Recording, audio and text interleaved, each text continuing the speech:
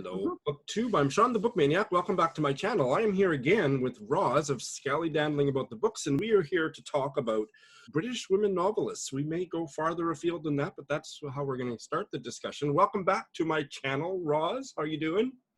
Hi, I'm good.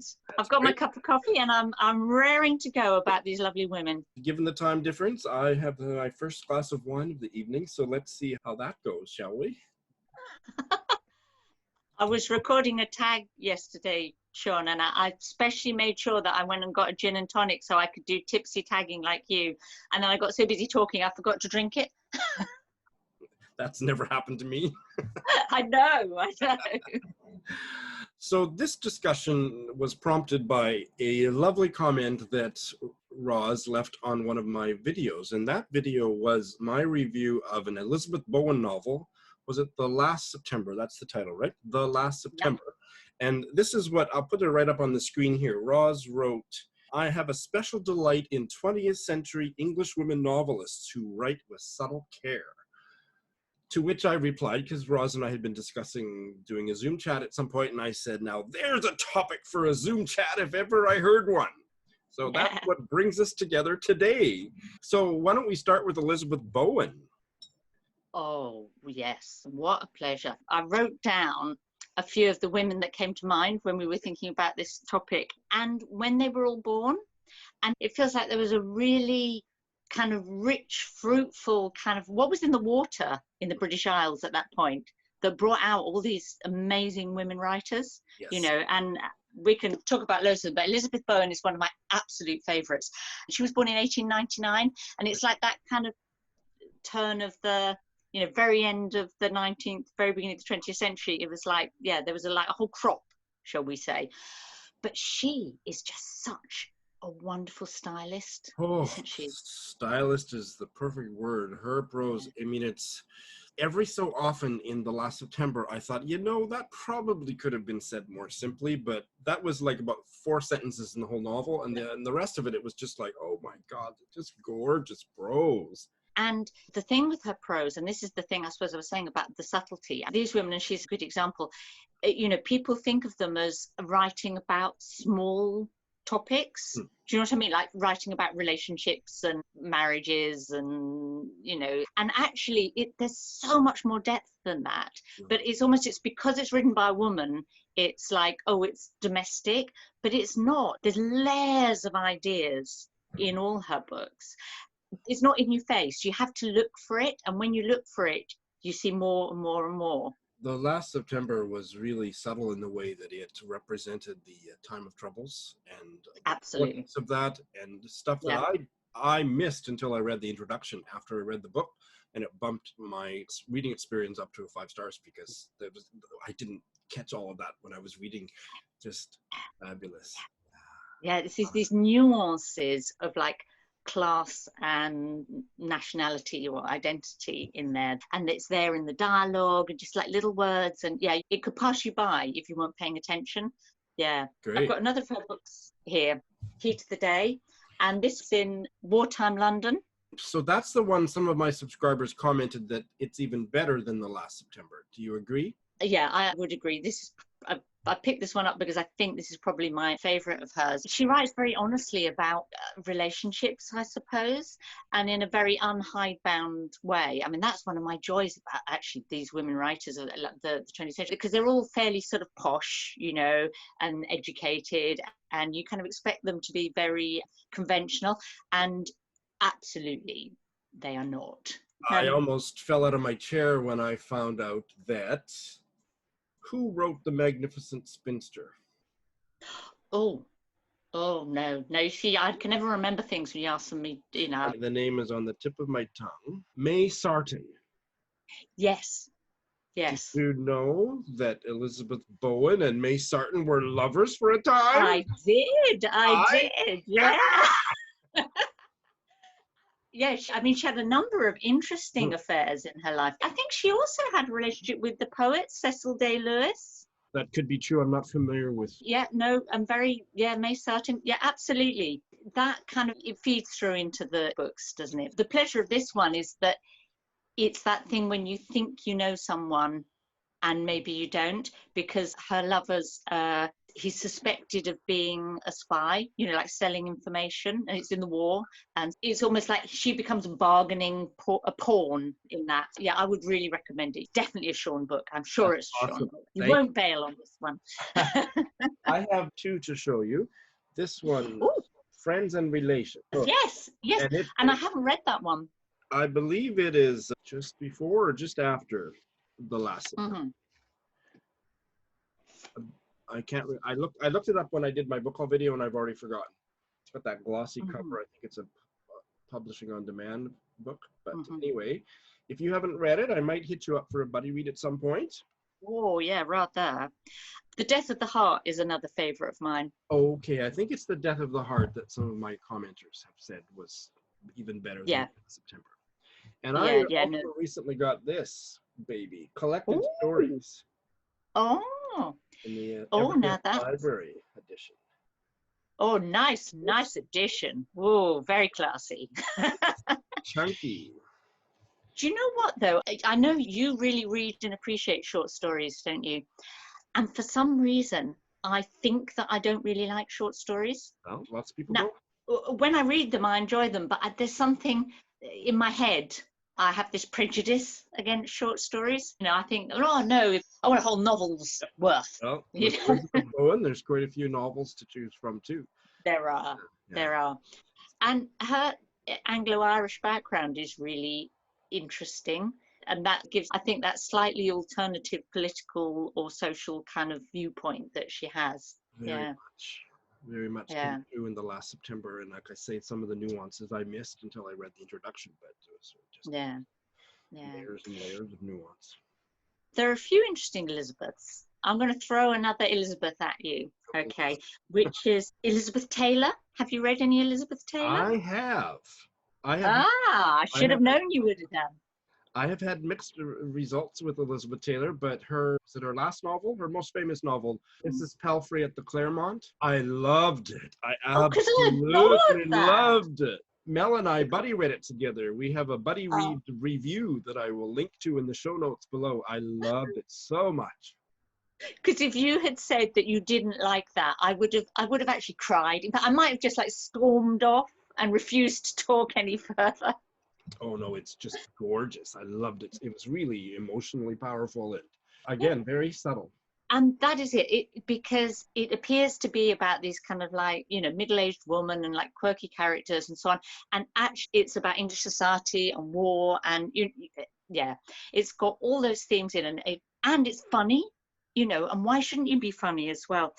Elizabeth Taylor, people at the time compared to Jane Austen, I think she's really, really underrated as a writer, maybe even more so than Bowen. I think she's underappreciated. The one I've got to sort of wave at you is A Game of Hide and Seek. And don't you love the photo on that? I have the exact same edition of that book unread on my shelf. I have not tried that one yet.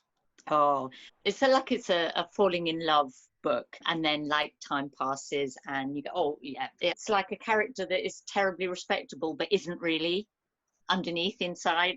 She does female sexuality well, I think, Elizabeth Taylor. Now the ones I had bad luck with was A View of the Harbor.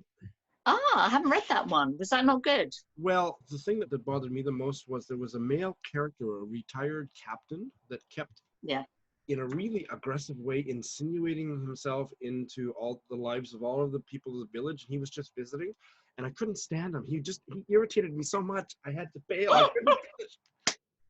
Bertram, his name was Bertram. I get all worked up just thinking about Bertram in The View of the Harbor. So that was a bail. You look pink. Yeah, it's turned you pink just thinking about him. It's not just the wine. And the other one that I did finish but didn't like very much, let me see here. Oh. And it made me a little bit shy to try more by her. Not Angel, I hope. No, but I've heard Angel's good. Angel is good. Yeah, Angel is excellent. At Mrs. Coates. Well, you know, that was her first book. Oh, it was? Yeah, I think so. I'm glad to hear that. I gave it 2 stars. Oh my goodness, that's harsh. But I think... Shawn the Book Maniac, harsh? But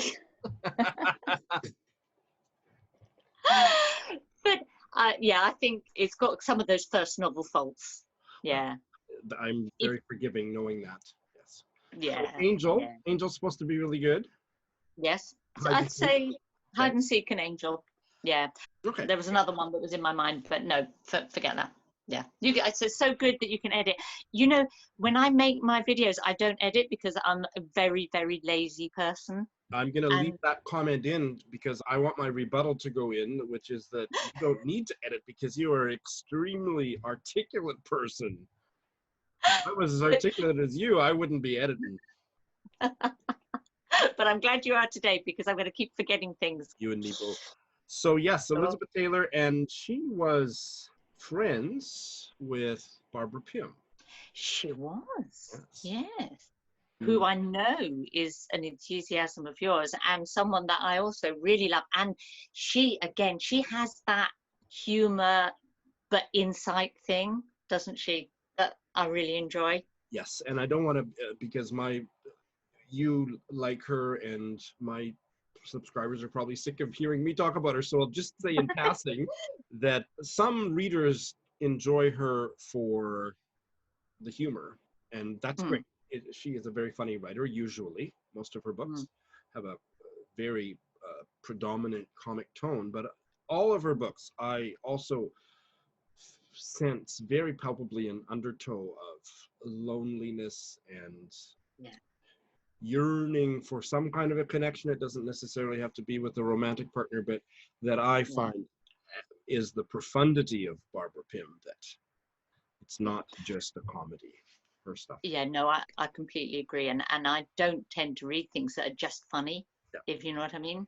You could be witty and slightly satirical and all those things, but yeah, there isn't that undertow of real emotion. She's just very insightful about human beings, isn't she? And she credits, and other scholars or biographers say that she was influenced by, what's her name? With scary hairdo. Scary hairdo? You mean like me? Yeah. No. Very ferociously kind of, she's got a double surname. She wrote very, really hard to understand novels. Ivy Compton Burnett. Oh, yes. Ivy Compton. Yes. You know what I mean about the hair, right? Yes, I do now. Yes. Just so people don't think I'm being totally sexist pig, I'm going to put a couple photos to back up my description. No, yeah, scary hairdo. No, yeah, no, I'm totally with you. Yeah, she is a scary hairdo lady. Yes. So, what do you think of her? She's never won my heart, if I'm honest. I can see the value and I can see the influences that she created, but she's not someone who's sort of struck that chord for me. Yeah. What about you? Yeah, I tried one. I couldn't finish it. Oh, right. Okay. It was Men and Wives, so I don't think it's one of her famous ones. I will try something else. The number of times that Barbara Pym herself has talked about the influence, I want to get it more. So can you recommend one that's one of her? No, there isn't one that I'd say, I'll read that and it's because she doesn't engender that. You know, some people you talk about and my eyes light up and I become all kind of, whereas she was more of a chore. Oh, just chore is the perfect word. The way that the characters spoke to one another, and it was just kind of like it was coming through water. I couldn't get a handle on what was going on or what they were talking about. Some of these people, I think they were like friends and they admired each other and they talk up each other's work, but that doesn't necessarily mean that or they had lovers in common. Or I think I have to ask a very rhetorical question. Do you think that Ivy Compton Burnett had friends? Maybe she did. She was fascinating. I would rather read a biography of her than another of her novels. I'm curious about her. So we'll leave Ivy. We'll move on from Poison Ivy. I wonder, do you think she had that nickname? I better not have another glass of wine here. So who else warms your heart? Thinking of double-barreled surnames, Sylvia Townsend Warner. She's another of these underrated English women writers that I really rate. I've only read 2 of her books so far, but they've both been 5-star reads, and they were at kind of different ends of her writing career. But Lolly Willows is the one that I think it's Her become most, fashionable again. her most well thought of novel, I think. Yeah. I have Yeah. not read it. Oh, well, I would love you to read it, Shawn. I really would. She was a tremendously unconventional, that very conventional upbringing. And then somewhere around 1930, she set up home with another woman and spent, which at the time, I suppose, was less usual. Yeah. Yeah. Lolly Willows is really interesting about, again, female identity and female sexuality. And it kind of goes off into this witchy thing, which sounds like it would be a turn off, but it really isn't. It's about English society and the English village and outsiders and incomers. And yeah, it's a really, really satisfying book. Again, she has the prose. She has that prose style that I like, that subtle. I mean, I love modernists. I love Virginia Woolf, but I also really like people that don't, like some writers are saying, look at me, look at what I'm doing, look how clever it is, and I like the writers that say, barely, I don't want you to really think about my style while you're reading it. I want you to just glide past my prose and not notice how clever I am. A lovely way to put it. The other one that you said there's Oh, two. The second one is The Things They Carried, and it's a book about nuns, Shawn. Yeah, there's a whole thing about books about nuns. Yeah, I could go off on a few, actually. I have read none of them so far. Yeah, well, I'm not in the habit of reading books about nuns. This is like historical fiction, and she set out, I think, to write like a different style of historical fiction about this sort of medieval convent. And it's one of those books where it's almost like hard to put into words why it's so good, because it's almost like nothing happens and yet everything happens. Yeah. That's fabulous. I have Sorry? read one by her. I've read Summer Will Show. And I haven't read that one. What did you think of that? Well, I didn't think much of it in that I gave it 3 stars, but it's a novel that I did as a buddy read with Eric Carl Anderson and Britta Bowler about 2 years ago. And that novel has really stuck with me. So it was kind of like a brilliant failure. Yeah, I know what you mean. Set in the 1848 revolution, and it starts with an aristocratic lady whose husband has gone over to Paris to be with his lover, and then she follows him after the children die of smallpox or something. And then the scene that I can't stop thinking about is, I think, the beginning of the second section or something, where she finds her husband at his lover's house, and it's the eve of the outbreak of the 1848 revolution. And the lover, she becomes transfixed, and she and the lover end up becoming lovers. But this scene, she's just seeing the lover and her husband for the first time. And the lover is, now I've forgotten, is she telling a story or singing a narrative song? But just the way that scene is described, with the main character who's just arrived in Paris and she's walking into the house that's full of people, and the way that this Jewish French woman is mesmerizing all the people in attendance with this. And again, I've kind of forgotten, is it a narrative song or a story? I forget. I can't stop thinking about that scene, and I want to actually reread the novel just to get more into that and get more out of it. The whole novel as a whole didn't quite work, but it was a fascinating failure. She was always trying to innovate, is the impression I get with her. And if you innovate, sometimes not all of it works. Yes. She didn't want to just like write the same book again and again. You know how like writers now get kind of pushed into doing that because of the whole publishing world imperatives. You commented on my Ursula Orange review. Ursula Orange, she's a middlebrow writer from the 1940s, but I really like her. And I've just picked up this one. I had to buy it. So this is the Furrowed Middlebrow imprint, is an imprint of Dean Street Press, and they are reprinting. It's kind of almost genre fiction, but it's women's fiction from the 1920s, 30s, 40s, 50s. And they put out several of these reprints a year, and this one is maybe the newest one. And the title alone, I just got it in the mail yesterday. The title alone made me have to buy it, and then the cover. Much dither. Oh, much dithering. Much Oh, Dithering by brilliant. Dorothy Lambert. Isn't that fabulous? Look at that cover. Yeah. And Ah, I do much dithering myself. I mean, yeah, that's superb. this is an Irish one, actually. Dorothy Yeah. Lambert was born in 1884 in County Cork. She didn't start writing until she was 43, and between her first novel at that age and her death, she wrote 27 novels Oh, from the age of 43 until her death. So wow. much dithering. She didn't dither after she got started.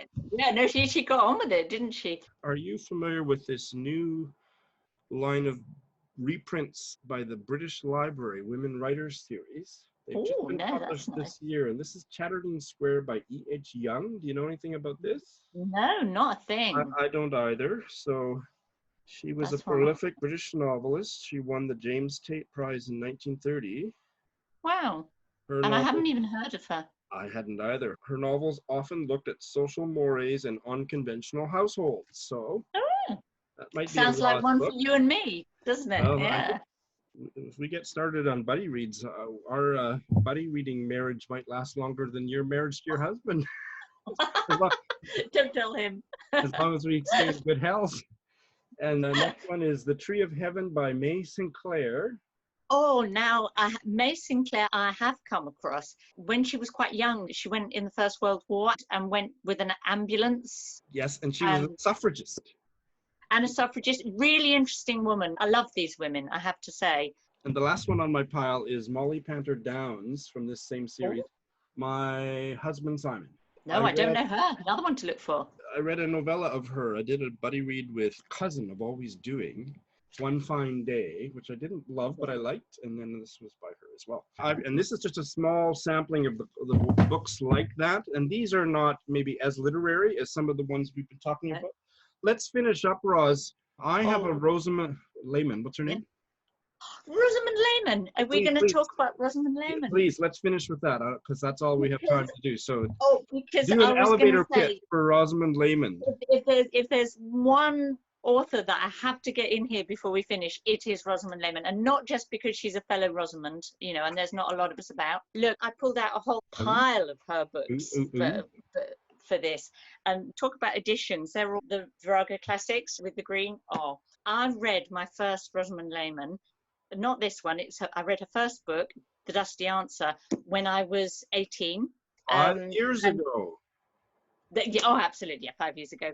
At the beginning of the book, the protagonist is also 18, except that's somewhere in like it would have been 1919 maybe. And it was like I identified totally with this girl that was written about in 1927 and was set in 1919. And Rosalind Lemon, I would put her along with Elizabeth Taylor and Elizabeth Bowen. She's that tier, if that makes sense. She was born in 1901 and died in 1990, so she kind of spans the 20th century. Some of her books kind of she wrote at intervals across her life. The Dusty Answer is, in some ways, it's like quite a conventional book because it's like a girl coming of age, falling in love, all of that, except that it's not conventional because she falls in love with both a man and a woman. But it's kind of subtle. I mean, at the time, it was just quite scandalous as a book in 1927. Even though this is sort of unconsummated sort of lesbian relationship, it was quite out there. But again, it's the style that sucks me in because it's elegant and crisp and unfussy, but the intelligence behind it, Shawn. Wonderful. You know? Yeah. Read her. I will. I have one of her books on my shelf, and I can't remember which one. So show us the other ones you've got, and maybe that'll jig my memory. Okay, so there's Invitation to the Waltz, which is another of her early ones, kind of young women. The Ballad and the Sauce. Or The Weather in the Streets. Yeah. And then The Sea Grape Tea. This is probably my least favorite of hers. Yeah, The Weather in the Streets, it's a love story of a sort, is what the blurb says. And that is so true. She's great on relationships, but they're never straightforward. You know, this is like kind of post-failed marriage. There's always undercurrents, I guess, in all her books, probably because her own life was not straightforward. But so which is the one that you have? None of those. So The Echoing Grove, that's another beauty. It might be The Echoing Grove. I just happen not to have a copy of that anymore. We briefly mentioned Ursula Orange. I just put my review of this. So I see Yes. that Ursula Orange's daughter is the writer Jillian Tindall. Yes. And Jillian Tindall has a book about Rosalind Lemon. So there you go. So everything comes round in a circle. So, Roz, this is like literally the beginning of a infinite series of discussions I hope that we can have, because we have barely scratched the surface. Oh, absolutely. My wish list of buddy reads with you is as long as my arm. So thank you. I don't know if I dare embark on a buddy read with you though, Shawn, because there's always the risk that you will bail.